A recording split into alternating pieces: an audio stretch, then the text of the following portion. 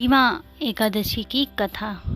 भीमसेन व्यास जी से कहने लगे कि हे पितामह, भ्राता युधिष्ठिर, माता कुंती, द्रौपदी, अनुज, नकुल और सहदेव आदि सब एकादशी का व्रत करने को कहते हैं, परंतु महाराज मैं उनसे कहता हूँ कि भाई मैं भगवान की शक्ति पूजा आदि तो कर सकता हूँ, दान भी दे सकता हूँ, परंतु भोजन के बिना नहीं रह सकता।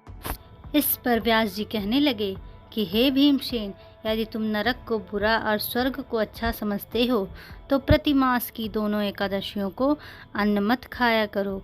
भीम कहने लगे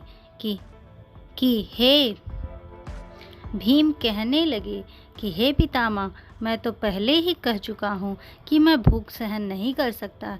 यदि वर्ष भर में कोई एक ही व्रत हो तो वह व्रत मैं रख सकता हूँ, क्योंकि मेरे पेट में वृक नाम वाली अग्नि है जो सौ मैं भोजन किए बिना नहीं रह सकता।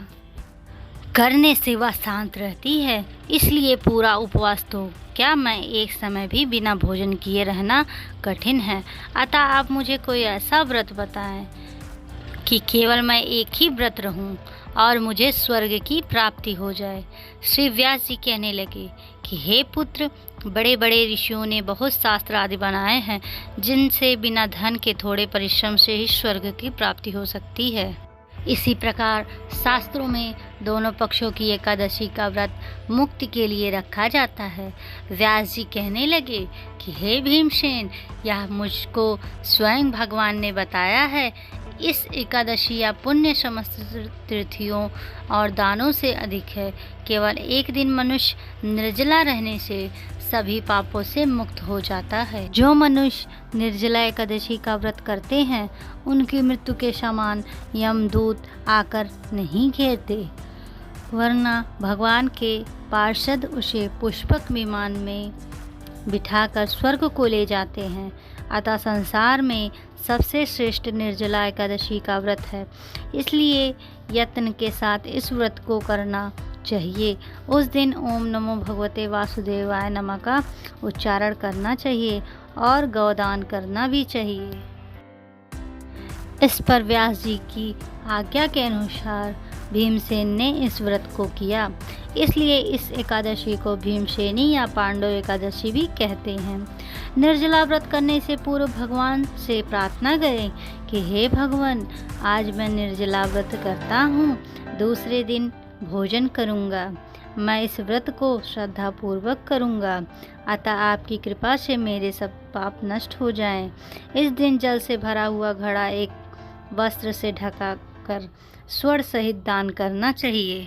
जो मनुष्य इस व्रत को करते हैं उनको करोड़ों पल सोने के दान का फल मिलता है, और जो इस दिन यज्ञादि करते हैं उनका फल तो वर्णन ही नहीं किया जा सकता।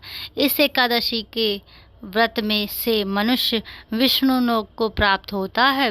जो मनुष्य इस दिन अन्न खाते हैं वे चांडाल के समान हैं, वे अंत में नरक में जाते हैं। जिसने निर्जला एकादशी का व्रत किया है वह चाहे ब्रह्मा का हत्यारा हो, मद्यपान भी करता हो, चोरी की हो या गुरु के साथ द्वेष किया हो, मगर इस व्रत के प्रभाव से स्वर्ग को जाता है। हे कुंती पुत्र, जो पुरुष या स्त्री श्रद्धा पूर्वक इस व्रत को करते हैं उन्हें अग्रलिखित कर्म करने चाहिए। प्रथम भगवान का पूजन, फिर गौदान, ब्राह्मणों को मिष्ठान व दक्षिणा देनी चाहिए तथा जल से भरे कलश का दान अवश्य करना चाहिए। निर्जला के दिन अन्न, वस्त्र, उपाहन, ज्योति आदि का भी दान कर सकते हैं। जो मनुष्य भक्ति पूर्वक इस कथा को पढ़ते या सुनते हैं उन्हें निश्चय ही स्वर्ग की प्राप्ति होती है। हमारी वीडियो अच्छी लगी हो तो लाइक सब्सक्राइब जरूर करिए। कमेंट में ओम नमो भगवते वासुदेवाय नमः आज जरूर लिखिए, आज इस एकादशी के अवसर पर।